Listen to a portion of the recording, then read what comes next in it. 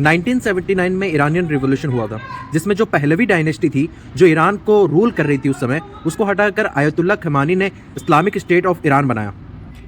Khamenei से पहले Iran के रूलर थे शाह मोहम्मद रेजा पहलवी, और स्टेट जो था वो एक कॉन्स्टिट्यूशनल मोनार्की था जिसको इंपीरियल स्टेट ऑफ ईरान बोला जाता था। अब ये जो पहलवी डायनेस्टी थी उस पर यूएस और वेस्टर्न इन्फ्लुएंस था।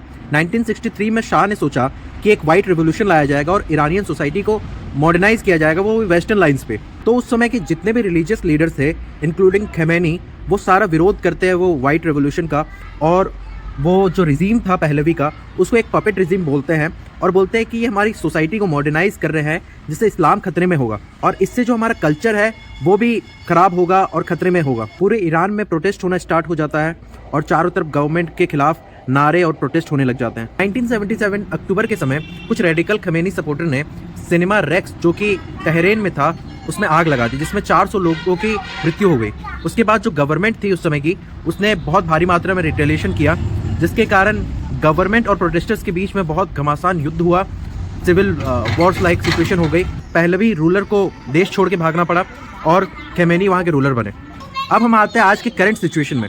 आज करंट सिचुएशन में ईरान की हालत वैसी होकर रखी है, प्रोटेस्टर्स भारी मात्रा पे प्रोटेस्ट कर रहे हैं ऑल ओवर कंट्री, और तहरीन में मेजर प्रोटेस्ट हो रहे हैं जिनको रिटेलिएट कर रही है ईरान गवर्नमेंट, खमेनी की सरकार, और उसमें अभी तक 2000 लोगों की मृत्यु हो चुकी है और 16 से 17,000 लोग को डिटेन कर लिया गया है। अब जो पूरा दुनिया का बाप बना बैठा है अमेरिका, वो बोल रहा है, ईरान को धमकी दे रहा है कि मैं कभी भी ईरान के ऊपर हमला कर दूंगा। क्यों? क्योंकि प्रोटेस्टर के साथ ईरान बहुत ज़्यादती कर रहा है और ईरान प्रोटेस्टर्स की आवाज़ को दबा रहा है। वहाँ पे एक डेमोक्रेटिक रिजीम चेंज होना चाहिए। यहाँ कुछ इंडियन इंटेलेक्चुअल्स बोलते हैं कि ईरान में रिजीम चेंज होना चाहिए और खमेनी को हटना चाहिए, हम तो सपोर्ट करते हैं प्रोटेस्टर्स को। तो मैं दो बात कहना चाहता हूँ। सबसे पहली बात तो ईरान में रिजीम चेंज करना इतना आसान नहीं है जितना यूएस बोल रहा है, क्योंकि यूएस के बातों में वो सब्सटेंस दिख रहा नहीं है, और अगर यूएस को एक्शन लेना होता तो अभी तक ले लेती।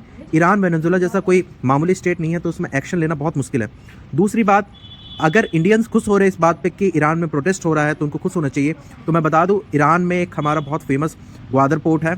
ईरान से हम चाह रहे थे कि हमारे जो संबंध है वो अच्छे हो और सैंक्शन हटे ईरान से, जिसके कारण हम वहाँ से ऑयल इंपोर्ट कर पाए और अपने एनर्जी सिक्योरिटी को बढ़ा पाए। और तीसरी बात ये कि इंडिया वहाँ पे 3rd लार्जेस्ट एक्सपोर्टर है पैडी का, जो राइस होती है हम वहाँ भेजते हैं, और ईरान हमारा 3rd लार्जेस्ट बायर है। सो हमें नुकसान होगा एनर्जी सिक्योरिटी पे, हमें नुकसान होगा स्ट्रेटेजिक पॉइंट ऑफ व्यू से, हमें नुकसान होगा इकोनॉमिक पॉइंट ऑफ व्यू से।